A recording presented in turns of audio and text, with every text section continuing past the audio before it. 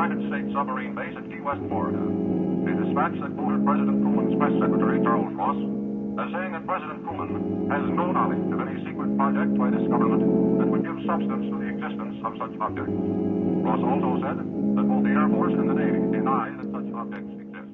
Hey, what's up? Long time no see. Actually, not. I see you all the time. Long time no everyone listening. Hey, what's up? My name is Noelle, and I have another dental emergency.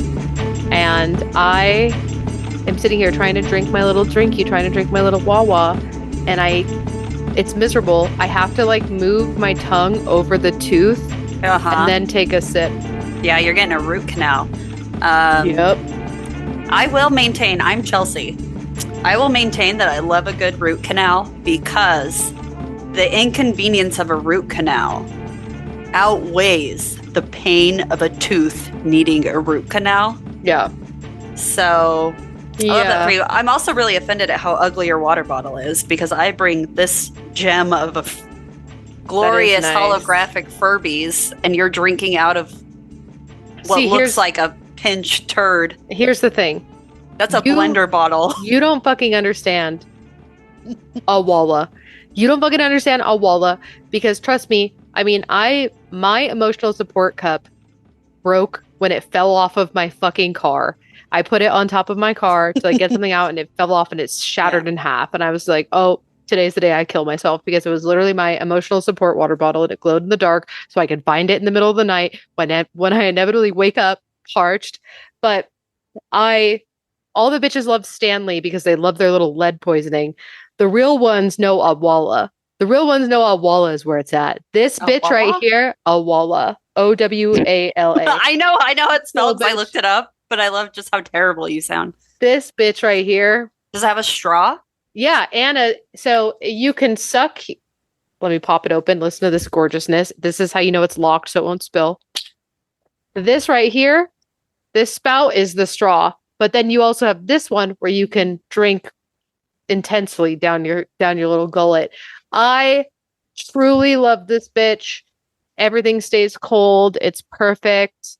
I don't like it. I don't like how it looks. I don't like how it presents. Well, they make some that are colorful. This one's just all black, but it's truly the greatest invention. I love it so much. But yeah, I mean, if you really wanted to, you could get the Starbucks 2022 Halloween glow in the dark lemongrass bling cold cup for a cool $44.63. I was going to say last Amazon. time I checked, it was in the 30s. And there's one on eBay for $19.99. Let's see if is it a venti? Costs. Is it a venti size? It's grande. You're gonna have to rock a grande with me. I literally can't. I'm so fucking sorry. I'm sure that there's a venti out there. Yeah, and people are charging ridiculous prices for it, just like the Gargoyle Build-A-Bear plush.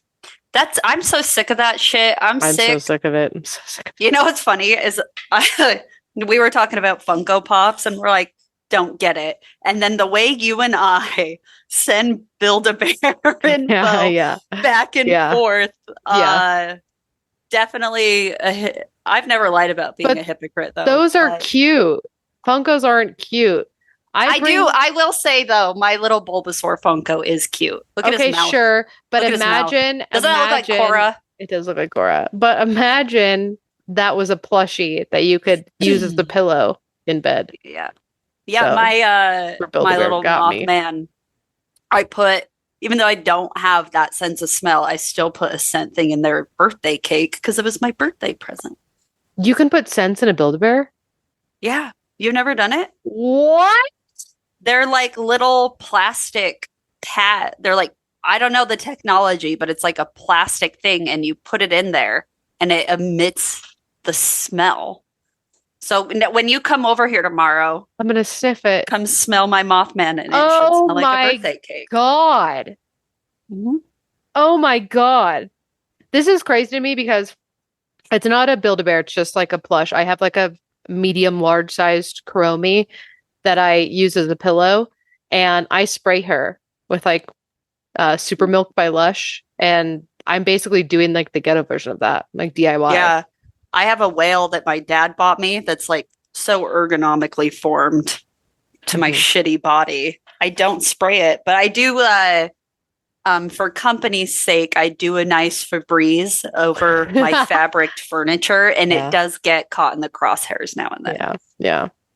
So. Oh, that's very interesting news for me, especially since Build-A-Bear just released a Halloween Kuromi. So bad news to be a bad day to be my bank account. Speaking of Halloween, this is after taking a short vacation, and by a vacation I mean we were just busy with work. We didn't actually do anything other than like the jobs that we're paid to do. And then of course Chelsea had Fanix. So this is our welcome back episode, and also the first episode of Spooktober. And I wanted to kick it off with an episode that I knew a little bit about, but not a lot about. And I know nothing about it. Yeah. And I think most people will be in that boat. Learning along with the rest of you. Yeah. So let's buckle in for a quick little education lesson that should be taught in U.S. history. So during the golden age of radio, roughly the 1930s to the 1950s, horror and sci-fi themed radio shows gained popularity with audiences, covering stories of mystery, suspense, and the supernatural. These shows use sound effects and atmospheric music to enhance the storytelling. One popular show was Lights Out that ran from 1934 to 1947, created by Wyllis Cooper and later Arch Obler. Considered one of the skits. There's so many fucking crazy names in this. Yeah, that's a name. Archibowler. Yeah, Archibowler. I'm cooked because these are like 1940s. Sounds like a drag name, and I'm not getting the pun. Right? Yeah. Like the drag name is like Archibald, but they're saying like Arch-O-Bowler. Yeah, and I'm like, am I stupid all of a sudden? Yeah. Even more so? Yeah. Considered one of the scariest radio shows of its time, Lights Out became famous for its graphic sound effects, which pushed the boundaries of what radio could convey. The episodes featured gory and macabre themes, including dismemberment and the supernatural. So you can imagine like the sound of like squelching, and like they were doing like Foley work. If anyone knows what Foley work, it's technically film and TV ASMR and radio ASMR, but it's people who make the sound effects of movies. Yeah, right? It's like Monty Python when they're clacking the coconuts together for the horse clopping. Exactly. So I imagine that was the graphic sound effects. So it's when they were doing dismemberment, you would hear like a Foley making squelching, flesh someone ripping. Like cutting a melon and just putting their fingers in it, or stirring a bowl of mac and cheese with their hand. Exactly. Also, I highly recommend people watching. My dream job is being a Foley. There's a TikTok channel that like shows their Foley setup and like this couple who makes Foley sounds. It's incredible. Anyway. My dream job is being the model for an ASMR channel. That's another great job. That would be my second job that I would want. My second job might be being a Foley girl. Wow. Connected. We're connected. The show's catchphrase was, "It is later than you think," which I do like because I like the idea of obviously radio was all you had, and you're just locked in, you're tuned in, they're dismembering bodies, and then you hear like a creepy old voice being like, "It's later than you think." And then you take your candle like fucking Scrooge and crawl back into your room. Your long gown, your long flammable pajamas up your rickety wooden stairs. Yeah, every step is like I mean, this was the 1940s, so it's like, no, I don't care. 1930s. I still want to imagine like early Salem, Massachusetts. Yeah. Procter Gamble was outside. Yeah, the Pilgrims just got here, and they have to learn how to survive the winter. That's exactly it. If you're interested in listening, a notable episode is called "Revolt of the Worms," which is a story about a giant man-eating worm. Not interested in that at all. Fun. Well, might be up your alley. Another show was Suspense. It ran from 1942 to 1962, created by CBS Radio. Though it was not strictly a horror show, Suspense often had episodes focused on psychological horror, murder, and the paranormal. The show became one of the radio's most successful and longest running dramas, drawing in Hollywood actors like Orson Welles and Cary Grant. A notable episode from them is Sorry, Wrong Number, a story about a woman who overhears a murder plot on her telephone. And I know, that one sounds kind of fun. Speaking of Orson Welles and horror sci-fi radio, this is a personal story for all of you to connect to. When I was in 6th grade, U.S. history, Mr. Miller, shout out, Cameron Park, we actually listened to and went over the hysteria that happened when War of the Worlds was aired on radio. The broadcast was on October 30th, 1938, narrated and directed by Orson Welles, and presented by the Mercury Theater. It became one of the most famous incidents, and I say incidents with full intention, in radio history due to the fact that a lot of people thought it was really happening live. The radio program was an adaptation of H.G. Wells' 1898 sci-fi novel of the same name, The War of the Worlds, which TLDR is about an alien invasion. They presented it in the form of a breaking news bulletin. The program started like a typical evening of music, then was interrupted by news reports about explosions seen on Mars and later the landing of aliens in New Jersey, which is, I think, the biblically accurate place for aliens to land. I would be so fucking terrified if this happened today because there's a lot of times. Remember when that Congress thing went viral? I thought it was real for a second where they're like redacted and they landed in redacted with laser redacted. That got me. But I wanted to bring this up at the very top because I was like, oh, this reminds me of the Orson Welles War of the Worlds thing. And I'm like, don't be stupid. Noelle's clearly going to talk about that. Yeah. I'm glad you did. My favorite piece of trivia is, do you remember the show Touched by an Angel? I do. That's how the angel died. In fucking Orson Welles' Panic, she gets hit by a car and that's how she dies and becomes an angel. Isn't that fun? Everything is connected. I'm obsessed with that. So the beginning of the show stated that it was a fictional drama, but for the majority who tuned in late, they missed out on that pretty pivotal bit of context. There were accounts of people fleeing work and their homes, calling 911, and apparently that's a plot of Touched by an Angel. I remember, and I didn't put this here, but I want to say out loud, I remember in our class, like, talking about people who, like, you know, killed themselves because they thought it was real.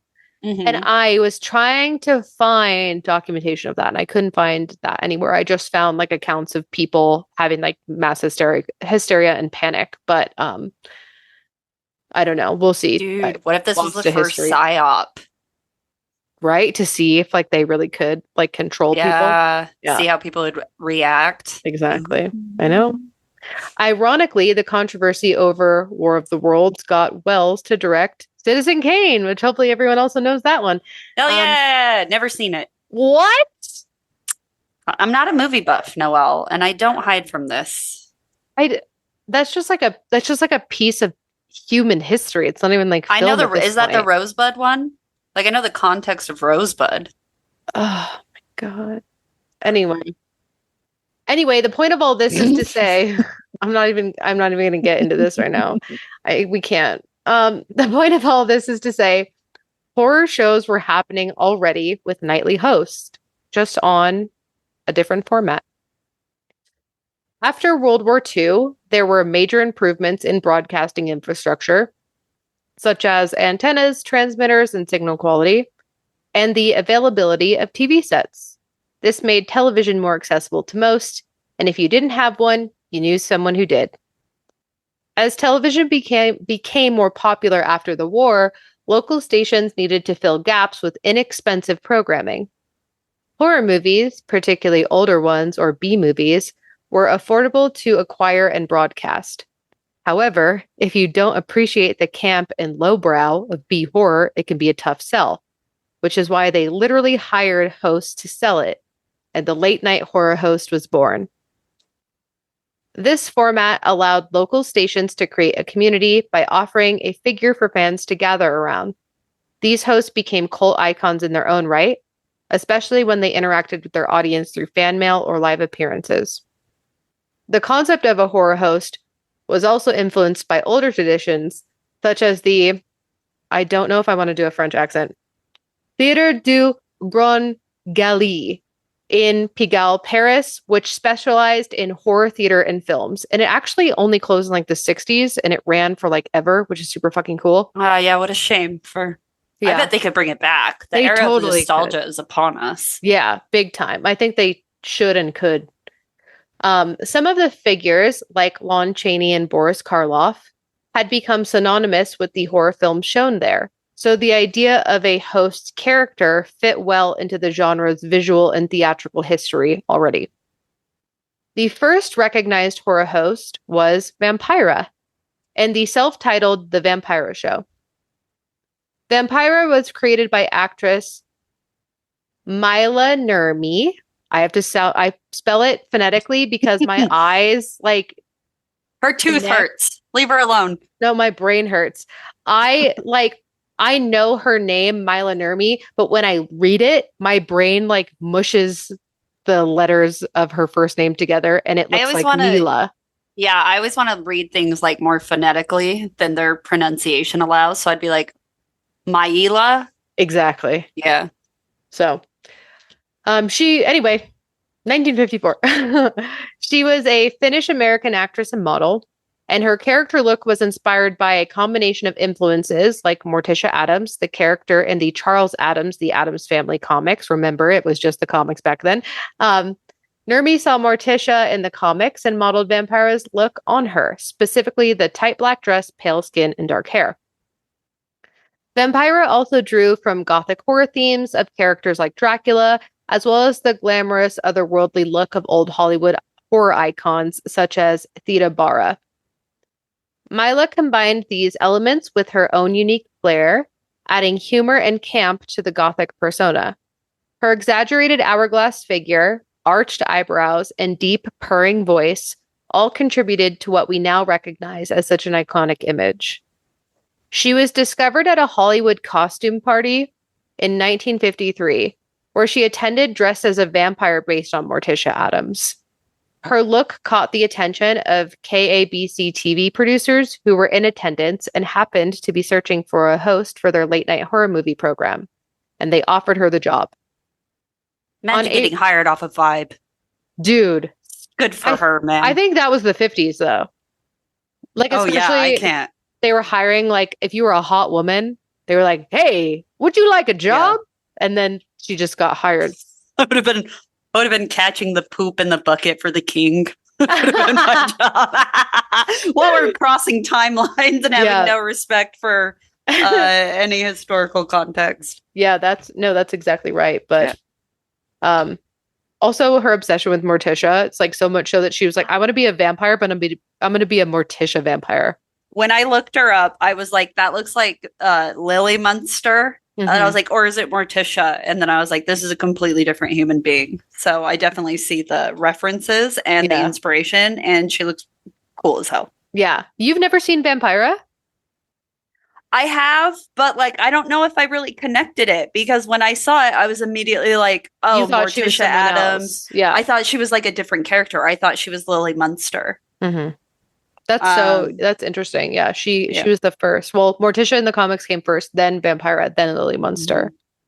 Mm-hmm. But yeah, I mean, in the same vein.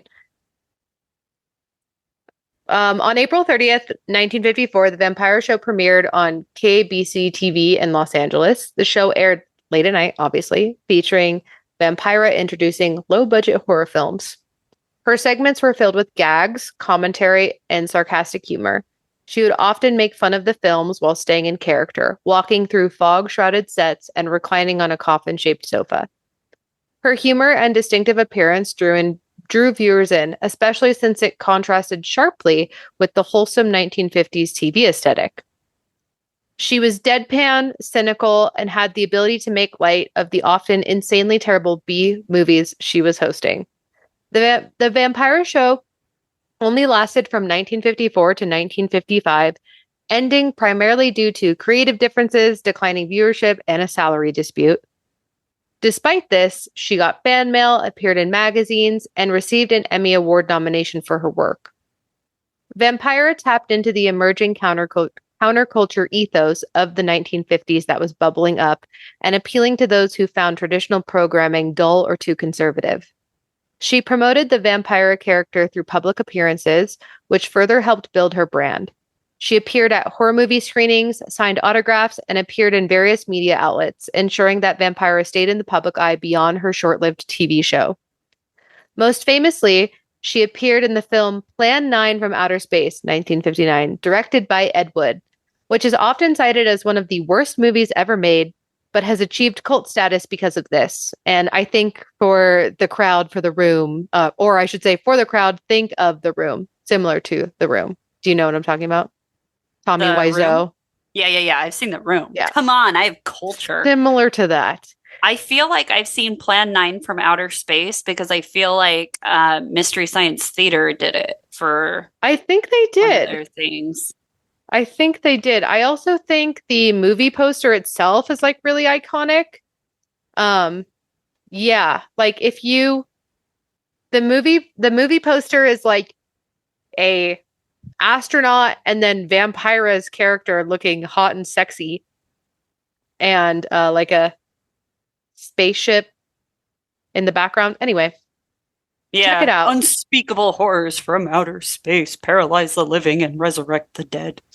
Yeah, it looks, I mean, it's campy, girl. I kind of love it, but I love it unrelated to it being like a cult classic. I love it because it's just so funny.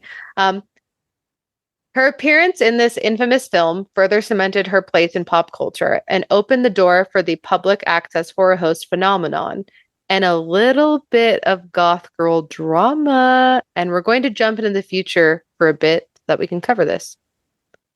In the 1980s, Mila Nurmi was in a legal battle with Cassandra Patterson. Does that name ring a bell? I know her. You might know her as her character, Elvira. Mila sued for intellectual property theft.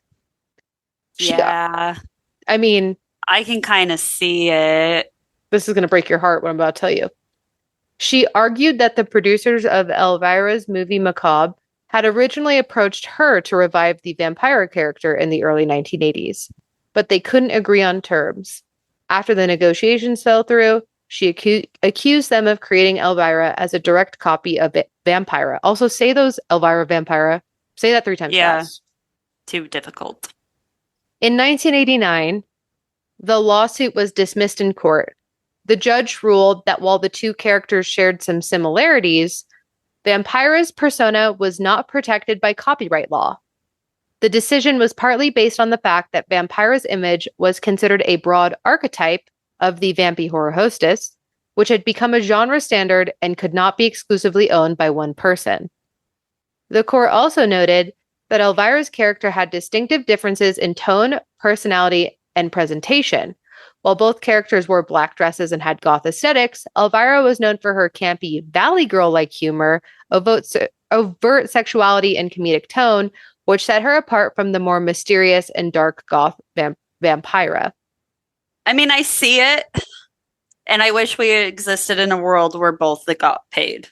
Yeah, because it sounds like she had money. They weren't paying her enough, and that's why the show ended. Yeah. It, you hate to see them pit two queens against each other. Yeah. Is what I have to say about that. For sure. And I imagine that no one was getting paid well. And obviously Vampira wasn't at all. Like, it was the whole reason why the show ended after like a year. So, and obviously, like, it's tough because, like, don't get me wrong, I love Elvira. That's my bitch. Yeah. But like, I also kneel at the cross of Vampira, knowing that she was it. She was the first. Yeah. She was the prototype. And just because like she didn't think to copyright her persona means that she missed out on her bag, and her bag and her she literally created this stereotype like that has preceded her and has lasted generations and generations and generations and has woven itself into the culture. And it's one of those things, it reminds me of Betty Page, honestly, where you have these icons and they are the blueprint. And because they were just being authentically themselves, and that's what caught on, they never thought to copyright or own their image and character. Yeah. So they you miss see that out. a lot. I mean, a lot of this goes into comics too. Like, you see the same thing where because I was the archetype, I didn't think to like get my bag. It's why Superman's creators went to the grave fucking penniless, Yeah. right? Yeah. So fuck, dude. Yeah. We don't need to hate on queens to love them. We don't need to hate on one to love the other. That does suck. And I wish that it had been different. Yeah, me as well. It's almost like the punishment for originality, right? Mm-hmm. Yeah, exactly. It's very unfortunate. You see it here with this kind of like genre breaking defining moment. And I literally immediately, when I think about like the vampire drama, I think of the Betty Page drama, I think of all of the original comic book artists who are unknown to the mass majority, who have been erased by fucking Marvel's Hitler himself, Stan Lee. Like, all because they had the gift of originality, and they had the gift of being like an intuitive artist and being themselves and being a creative. And it's always those people who like just shake the culture with what they do that end up getting fucked in the end, because they're never thinking about greed. They're never thinking about getting their bag. They're never thinking about like, oh, I have to protect my quote unquote intellectual property, which is just me, myself, my art. Yeah. It sucks. It's a tale as old as time. So it does make me upset that the beef was between two of the best bad bitches. You know what I mean? Like, that fucking sucks. So anyway, Mila was upset with the outcome, feeling that Elvira's popularity had unfairly overshadowed her own legacy as the original horror hostess. She continued to express her frustration about the case throughout her life, believing she was denied due credit. And she has passed. Her tomb, it's not a tombstone, it's like a headstone, is at the Hollywood Forever Cemetery. I went there. I gave it a kiss with my lipstick on, which is a tradition, if you will, and I recommend everyone go see it if you're in the area. Cassandra Peterson has always maintained that Elvira was an original creation inspired by a mix of campy horror, comedy, and her own personality. While acknowledging vampires' influence on the genre, Peterson consistently argued that Elvira had her own unique identity and appeal. And I can agree to that. Mm-hmm. Like, when you watch some, and it's really hard because it's like grainy, poor quality, fucking filmed on a potato, uploaded to YouTube backwards. Some of the clips of Vampira, it's almost like female Dracula. Like, her whole shtick is like totally different. And Elvira is Valley Girl camp. Yeah, I think Vampira more atmospheric, and where Elvira, I think, is more satire. Yes, exactly. Is how I'd interpret it, is like a lay person. Yeah, I would completely agree with that. So anyway, let's jump back in time a little before we fully get into Elvira. The 1960s and 1970s were a golden age for horror TV show hosts. A variety of characters emerged, each with their own unique style and personality. Here's a quick list of the most notable included then to now. So, Roland, or Zachary, performed by John Zacharel. The show was Shock Theater, running from 1957 to 1958, and then Chiller Theater, running in 1963. The channel was WCAU, Philadelphia, and WABC, New York. He was known as the Cool Ghoul and presented horror films with a mad scientist persona, often interacting with the movies through dry humor. Morgus the Magnificent, performed by Sid Noel. The show was called House of Shock. It ran from 1959 to 1989 on WWL New Orleans. And he was another mad scientist persona, but he had goofy. Yeah, he was like goofy. He had a laboratory set. He was like very mad scientist, like eccentric. And he, rather than doing like just jokes, which he did do, he also did like experiments on TV, which is kind of silly and he looks fun. like Wormtail from Harry Potter. Yeah, yeah, yeah. Ghoulardi, performed by Ernie Anderson. The show was Shock Theater, running from 1963 to 1966 on WJW Cleveland. He wore a fake goatee, sunglasses, and a wig. He was known for his offbeat humor and insane skits. He often interrupted and ridiculed the movies, turning the show into a mix of horror, comedy, and local satire, which I appreciate because like this was all like local cable access.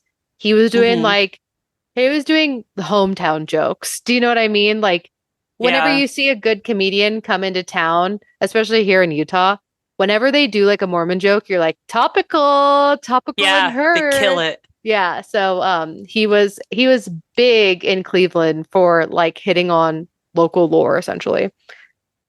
Ghoulardi was beloved in Cleveland and inspired later horror hosts like The Ghoul and even influenced his son, filmmaker Paul Thomas Anderson.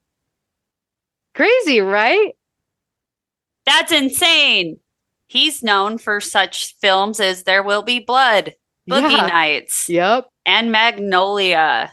I knew that off the top of my head. There Will Be Blood is one of my favorite movies of all time. Never seen it. Aria! I don't look at me. Don't even have words for you. Are you kidding me? Well, you've never seen We're Back. Okay. Well, they're cultural icons, Noelle. No, we it's can't not. Be seeing all the films no, all the it's time. not. There Will Be Blood, Daniel Day-Lewis, Paul Dano. Are you fucking Professor kidding me? Screw Eyes?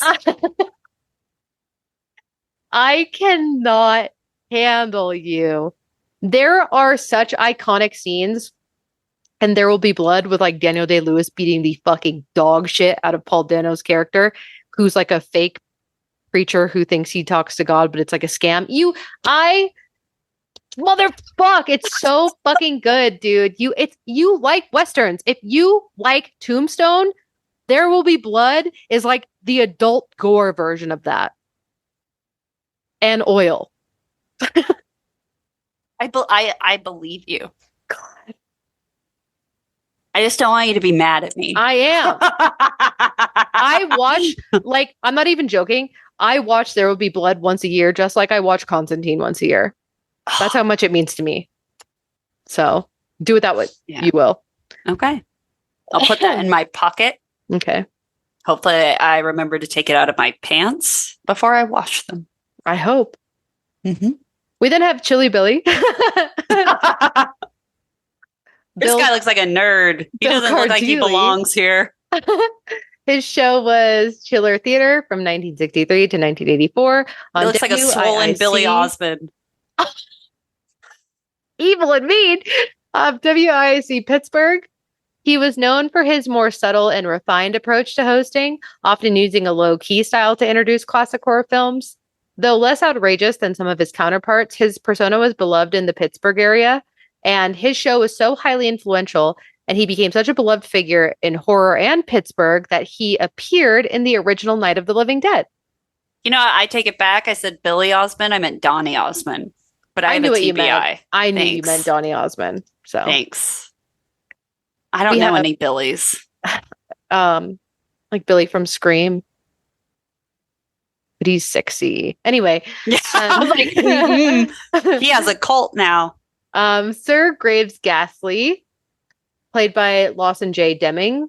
The show was Sir Graves Ghastly, running from 1967 to 1982 on WJBK Detroit. He was a vampire host with a theatrical voice. Whenever I say theatrical voice and vampire, think Dracula. He created an eerie atmosphere and used a lot of visual effects. Yeah, he looks like a theater kid for sure. For sure. And I don't mean that in a mean way. You can just see it in the way that he has his face. I say it like he looks like a theater kid derogatory. So he makes the same face in every photo I'm seeing, and it's this. Yeah. We are radio, so you have to like that's describe. True. She's like holding her breath, pursing her lips and squinting her eyes. Just one eye. It's like a confused. I also make the same face in photos, so like whatever, girl. Dr. Paul Bearer, played by Dick Bennett. Paul Bearer. Paul Bearer. Oh, this guy's got bad haircut. Paul Bearer. Yeah. Girl, you know I can't read. There's so many like drag queen type names in here. Obviously Paul Bearer is one, but there's another one that's better down below. Oh, the eyebrows. This guy's got an aesthetic problem. Played by Dick Bennick. The show is Creature Feature from 1971. Dick Ben you over. Ending in 1995 on WTOG Tampa.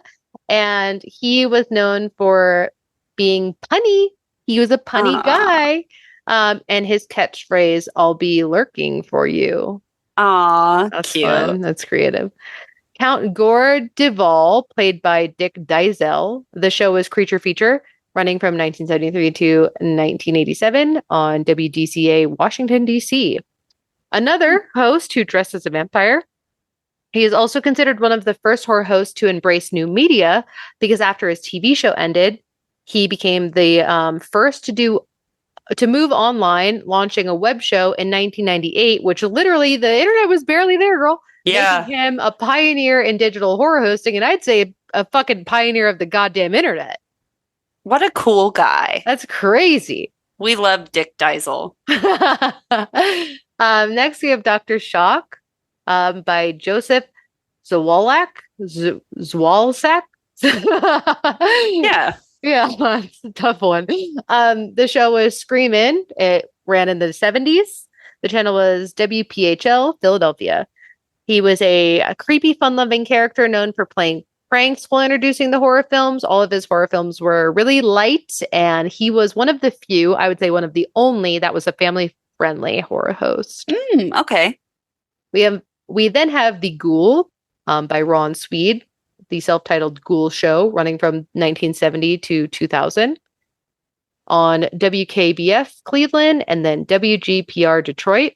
He was a hyperactive host who took the antics of his predecessors like Ghoulardi Above even further with slapstick humor and screaming his catchphrase, "Stay sick," which is honestly the best catchphrase when talking about B-horror, in my humble opinion. It's also like perfect for like 90s. Mm-hmm. 90s Stay sick, horror. you little freaks. That's what I would say. Svengoolie, played by both Jerry G. Bishop and Rick Cause. The show was Screaming Yellow Theater from 1970 to 1973, and then the self-titled Svengoolie, 1979 to present. The channel was WFLD Chicago, another vampire character. He introduced the films with skits and puns and became one of the longest-running horror hosts. And he's kind of like the passing the torch, right? There's always going to be a Svengoolie. Like people just different people are Svengoolie. Got it. We then have Cremation Mortem, played by Roberta Solomon. The show was Creature Feature, similar name as above, but different. This one was KSHB Kansas City, running from 81 to 88. She was a vampire character hosting films from her Dungeon of Dr. Dead. And she blended horror with her little spooky aesthetic. If I remember correctly, Crematia, is she blonde? Am I thinking the right girl? No, it looks like she has like dark hair in all the photos I'm seeing of her. Yeah, just kidding. Yeah, she is, to me, like Lily Munster coded. There's also a picture of her like in the classic like Lily Munster wicker chair. She's kind of like 60s vibe, which is what I like associate Lily Munster with. But then we have I see that for sure. Stella, played by Karen. This is such an Italian name. Scioli. The show was Saturday Night Dead from 1984 to 1990 on KYW Philadelphia. She was a sarcastic vampire character. They love the vampires, bitch. They love them. Known as the man-eater from Manayuk, she was more comedic than spooky, and she had a tongue-in-cheek style, and it earned her a devoted local following. One of my personal favorites, Joe Bob Bridge, from Joe Bob Briggs from 1986 to current. He started on Monster Vision on TNT, then did drive-in theater, and now currently the last drive-in on Shudder. He's just a full-on cowboy. He's the cowboy. He also has a female co-host with him. He's known for obviously silly commentary on B horror movies and drive-in films. He has introduced classic horror to new audiences, and I want to personally thank him for showing me Tammy and the T-Rex, which I recommend anyone and everyone watch. I feel like I've talked about it before. I was like homesick, and I watched him do the live on Shudder review of Tammy and the T-Rex, and it has fucking Paul Walker as Denise Richards. Yeah, it has Denise Richards and Paul Walker are dating, and then fucking Paul Walker turns into a fucking T-Rex, her boyfriend. And the lore behind this, and this is again like why horror hosts are incredible, because they give you like these behind the scenes like tidbits and shit. The whole reason why Tammy and the T-Rex was made was because they were transporting the T-Rex animatronic from New York to California, and they were like, while we have it, might as well use it. And then they fucking did this, and it is iconic. It's incredible. I think you should watch it. It is the epitome of B horror and why it's so fucking good.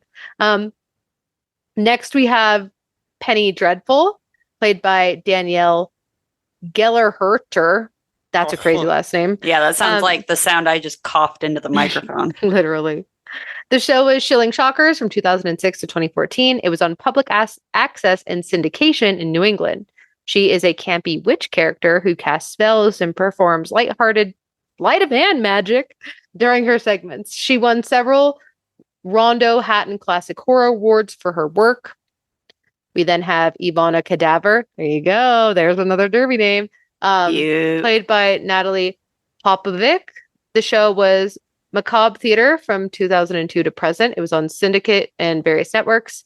She is a modern-day vampy horror hostess, reminiscent of earlier hosts, but with a contemporary twist. She is one of the most prominent modern horror hosts, and her show, Macabre Theater, continues to air on various platforms, keeping the tradition of female horror host alive for new generations. We have Mistress of Midnight, Jamie Deadly. Is this who I'm thinking? Yeah, I think she's blonde. She looks like a goth Marilyn Monroe, kind of. Oh, yep. That's her. The show was the Mistress of Midnight show, and it ran in the 2010s. She was independent and online. She was a burlesque performer, and she presented horror films with a sultry twist, influenced by both Elvira and Vampira, but with a more pinup flair. She presented a newer generation of female horror hosts, combining vintage glamour with modern production values. This is the end of the list. You went through this whole list, and you didn't mention the fucking Crypt Keeper. The Crypt Keeper isn't a person. The Crypt Keeper is a person in my heart where it matters. The Crypt Keeper is the most quintessential and important, in my opinion, as an expert on horror host. Crypt Keeper deserves a place on this list. And I'll be damned. I'll be fucking damned if I don't give him his due. You can give Crypt Keeper his due, but I was talking about actual physical people, humans. I was so excited to get to Tales from the Crypt. This scared the fuck out of me when I was little, when he would pop out and laugh at the intro. Well, we have Tales from the Crypt running from 1989 to 1996, and then from 1993 to 1999. Thank you. And mentioning that. The Crypt Keeper was an animated children's horror television series. It's actually Canadian, which is unfortunate. Oh, that's gross. I'm embarrassed now. It is based on the 1950s EC comic series Tales from the Crypt and the live action television series of the same name, which aired concurrently on HBO. It was intended for children, but it had significantly milder live action, like gore and blood and profanity and sexual content. So there's like two versions. There's like Tales from the Crypt Keeper, which is the child version animated children's horror, and Tales from the Crypt, which is the adult version, both hosted by the not real person, Crypt Keeper. It's so terrifying. Shit out of me all the time when I was little. Yeah, I love. I I wish I remembered the name. There's a DVD of Tales from the Crypt that's like three of like the best short horror stories. One of them is like a murder hotel. I'll have to remember. Anyway, Sinister Seymour, played by Larry Vincent, who hosted Fright Night in the early 1970s on KHJ Los Angeles, held the role of the horror host in LA until his health took a turn, and they tabled the role and the show for a bit until 1981, when they wanted to revive the concept of the late night horror movie host. In conjunction to this, Cassandra Peterson, who had a background in comedy and acting, saw the casting call and auditioned for the role. Cassandra had been a member of the improv comedy troupe The Groundlings and had performed in a variety of acting and singing gigs, including appearing in films and TV. When she auditioned for the role, she initially had a different idea for the character, inspired more by the vampy look, some would say, similarly to Vampira. Some would say it. However, KHJ wanted to move in a new direction. Working with her friend and fellow Groundlings performer Robert Redding, she developed the now famous Elvira look, which combined gothic horror with a punk edge and sex appeal. The final version of Elvira featured long black beehived hair, a tight plunging black dress, and a mix of a Valley Girl dialect and a sarcastic tongue-in-cheek sense of humor. This blend of glamorous goth appearance with comedic self-depreciating humor made Elvira stand out. And I don't know have you watched any of Elvira? Okay. Have you seen the movie Mistress of the Dark? No. Okay. Well, I'll just I haven't seen any movies. Clearly. This is actually insane to me. So, I'm not a movie person though. I feel like I've been honest in my shortcomings. I'm not I appreciate that. So I'll say this little sentence and I'll talk about Elvira for a second, since you don't know.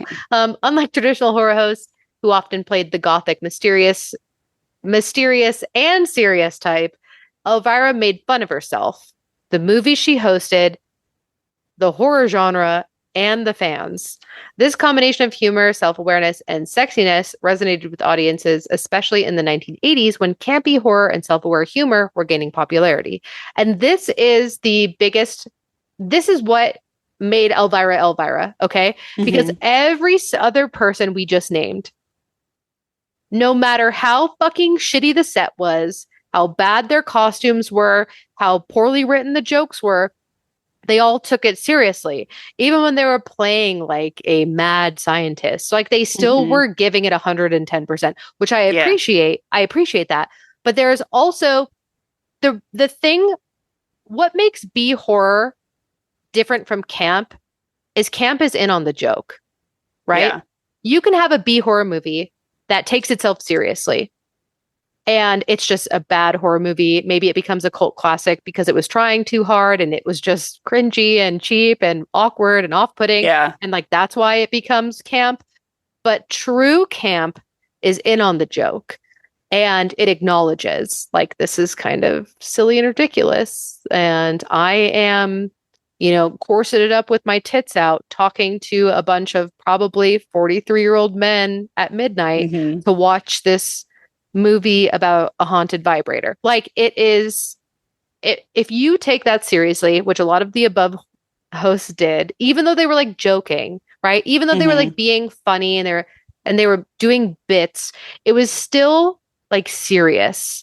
Yeah. And Elvira was the first to be like, no, this is hilarious. Like, all of this is so silly. What we're doing here is so silly. Like, you're clearly here to watch me look hot and say jokes while we watch the worst movie ever written. Yeah. And that's why people loved it. And like, it was levity and something new. Yeah. And it's like, that's not to shit on any of the other horror hosts, because like, they're awesome and fantastic. But it's just like, as we read that list, you noticed a theme, right? Yeah. Like, they were mad scientists and they were fucking vampires. And they did bits and they did like little shticks in between, like commercial breaks to try to get you engaged. It was all fun. It was funny. It was for show, but like it was all, they were embraced and embracing their character. Whereas like Elvira was like, you guys, this is kind of hilarious. Which I appreciate.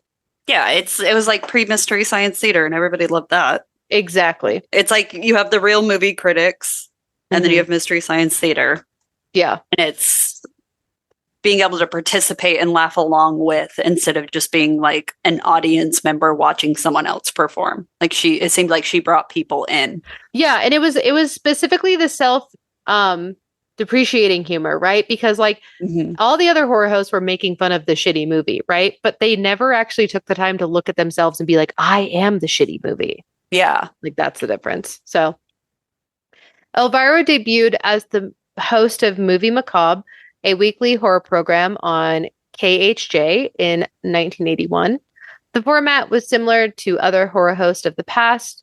Elvira would introduce low-budget horror films and provide commentary during breaks. But again, what set Elvira apart was Peterson's humorous take on both the films and her character. She would make fun of the cheesy special effects, bad acting, and absurd plots of the movies she hosted. Elvira's success grew rapidly, partly due to Peterson's savvy marketing and branding of the character. Elvira made numerous public appearances from Halloween events to conventions, and her image began to appear on merchandise like Halloween costumes, action figures, comic books, and calendars. And even I've read an Elvira comic. Did you like it? No. Okay. It was poorly written. Yeah. Hey. I was also going to say you could also get the like infamous Elvira mouse pad, which like her tits hold up your wrist so you don't get carpal tunnel. It's very good. The girl's girl. Exactly. Elvira became a brand unto herself, and her image becoming a staple of 1980s pop culture. Cassandra maintained full control over the character and image, which helped her build a successful career independent of the television show. In 1986, she hosted a successful Halloween TV special on NBC, which brought her into even more homes across the U.S. Building on this momentum, Peterson starred in the 1988 feature film Elvira, Mistress of the Dark, which Chelsea has not seen. The movie, though not a huge box office hit, became a cult favorite and further cemented Elvira's place in pop culture. Elvira also gained a massive following in countercultural communities, particularly among fans of camp, obviously, and this Venn diagram is a circle, the LGBTQ plus community. Yeah, she was a judge on RuPaul's Drag Race. Exactly. Her over-the-top semi-drag style and defiance of conventional norms of female characters in horror resonated with audiences who embraced subversion and humor. The playful, sexually empowered nature of her character made her a queer camp icon, and she was embraced by the LGBTQ plus events, parades, and by fans who appreciated her wit and style. Also to note that she has been married to her wife for many, many, many, many fucking years. In 2010, Elvira revived Movie Macabre, introducing a new generation to her campy commentary on horror films. She remains relevant, obviously, as we all know her, in the modern era, with guest appearances on various shows, new merchandise, and her performances at Knott's Scary Farm and Universal's Halloween Horror Nights. She became the face of their Halloween programs from the 1980s through the mid-2010s, solidifying her status as the Queen of Halloween. In 2017, and this fucking kills me because I was literally going to goddamn Disney and I fucking missed out because we did Disney and Universal and I didn't realize this was happening.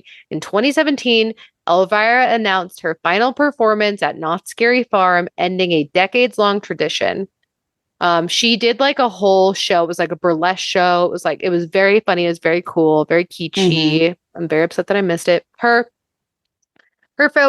farewell marked the end of an era for the Halloween event, as she had been one of its most recognizable and beloved figures.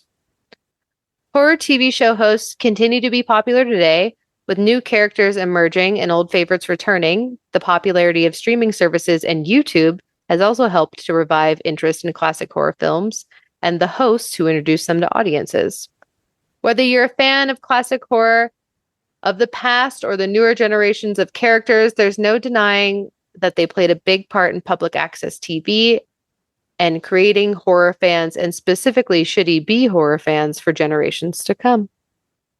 That's I obviously the concept of a horror host, I understand, because I definitely know who Elvira is and I definitely know who Crypt Keeper is, but I had no idea it was like a thing, a culture and a long-standing tradition. And now that you're like mentioning it, I'm like, of course it is. Like, this is immersed in pop culture, but in such a subversive way that was like immediately obvious to me.